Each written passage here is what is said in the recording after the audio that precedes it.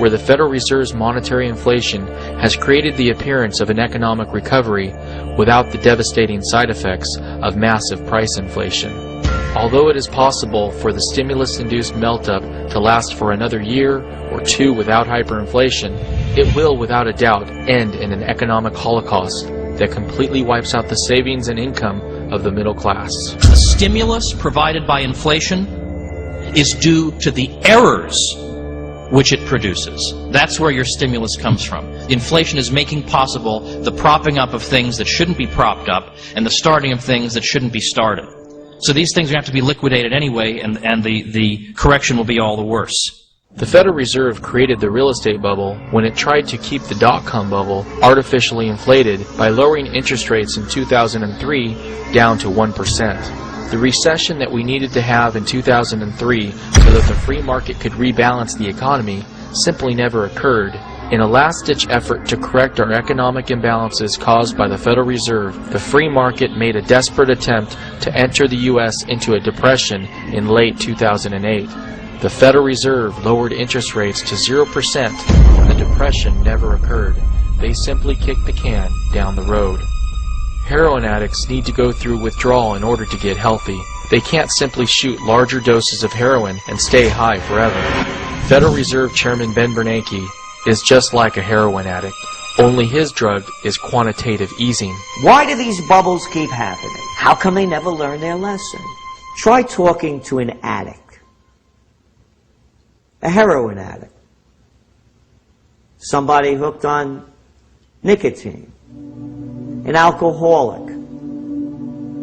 Sit down with the addict and say, listen, stop shooting up. They're going to listen to you? They have no bounds. They have no loyalties. They have no boundaries. They're addicts.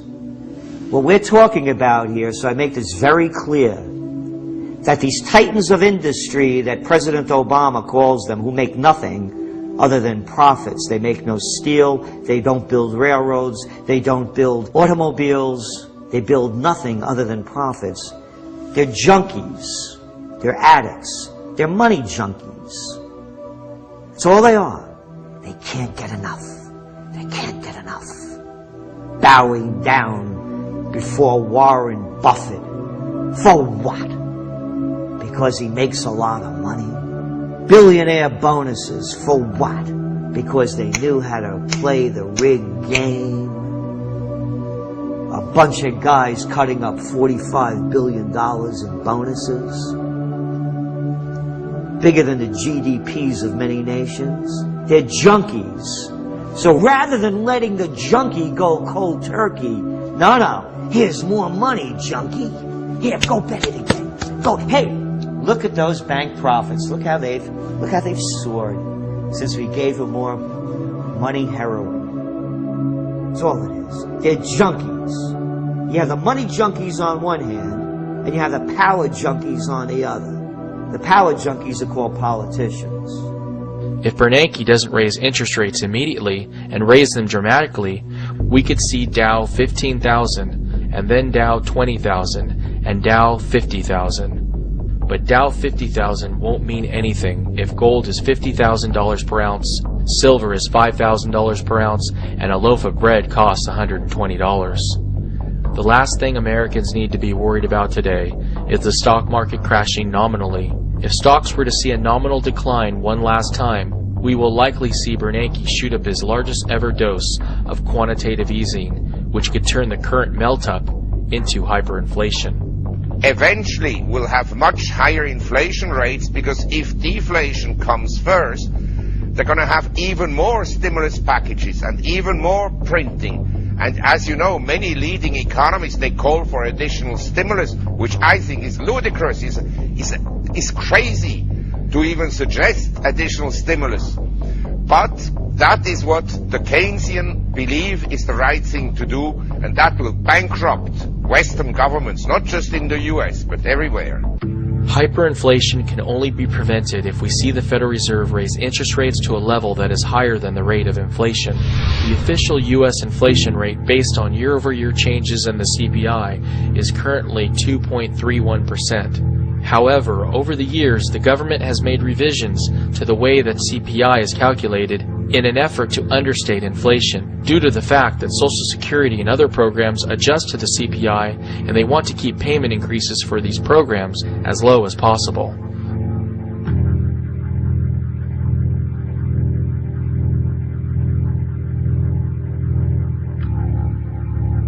Through the addition of geometric weighting, the CPI today gives a lower weighting to goods that are rising in price and a higher weighting to goods that are falling in price.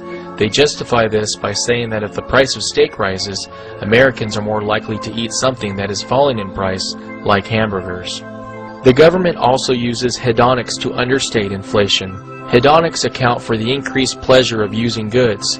If an oven increased 25% in price, but is now 25% more energy efficient, or if a car increased 10% in price, but is now 10% safer, the CPI won't account for any price increases. We conservatively believe the real rate of inflation to be 3 to 4% higher than what is indicated by the CPI. Therefore, if we want to prevent hyperinflation, we need the Federal Reserve to raise the federal funds rate immediately from 0% up to at least 5.31% to 6.31%. Even if the Fed fund rate goes to 5% and you have at that particular time inflation at 8 to 10%, in real terms interest rates will still be negative. So as far as I'm concerned, as far as the eye can see, short-term rates will stay negative in real terms, which is essentially supportive of equities and of course extremely supportive of precious metals. Historically, one of the best performing periods for precious metals has been when the Federal Reserve begins to raise artificially low interest rates. While investors initially expect rising interest rates to be bad for precious metals, they forget that even as the Fed begins to raise artificially low rates, interest rates will remain very inflationary until they reach a level that is higher than the real rate of inflation.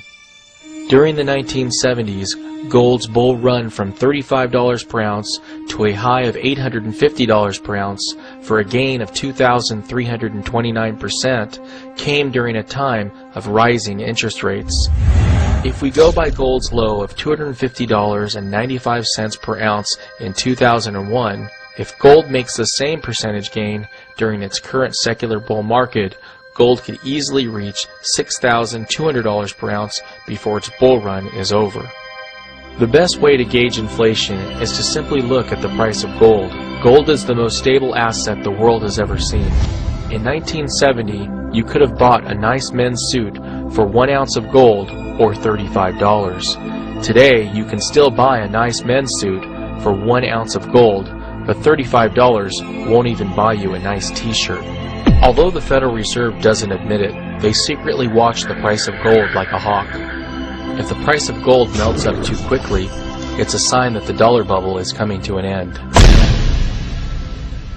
The silver market provides a window into what is happening in the gold market. Because the silver market is minuscule compared to gold, silver prices are usually very volatile and swing both to the upside and downside by much larger percentages than gold. Based on recent events in the silver market, it appears as though the Federal Reserve bailouts of Wall Street may have been in part to artificially suppress precious metal prices. On March 14, 2008, the very day Bear Stearns failed, we saw silver hit a multi-decade high of nearly $21 per ounce. Bear Stearns was on the verge of having to cover their short position, which could have easily sent it to $30, $40, even $50 per ounce. Instead, we see the Federal Reserve orchestrate a bailout where J.P. Morgan acquires all of Bear Stearns' assets with the backing of the Fed. Next thing we know, J.P. Morgan